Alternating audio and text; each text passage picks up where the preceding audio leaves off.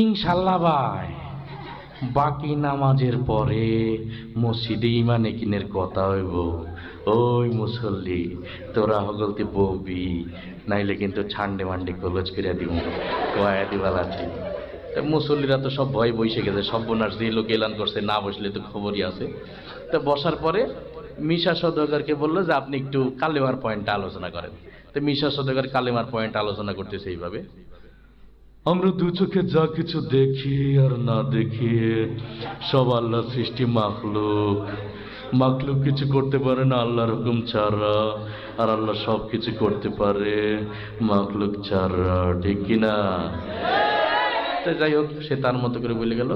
এরপরে ওই ডিপজলকে আবার বললো যে আপনি একটু নামাজের বিষয়টা আপনার মতো করে বলেন। তা ডিপজল নামাজের বিষয়টা বুঝাইতেছে এইভাবে: ওই আল্লাহ রাসূল জ্যামতে জ্যামতে নামাজ পড়ছে, আর সাহাবী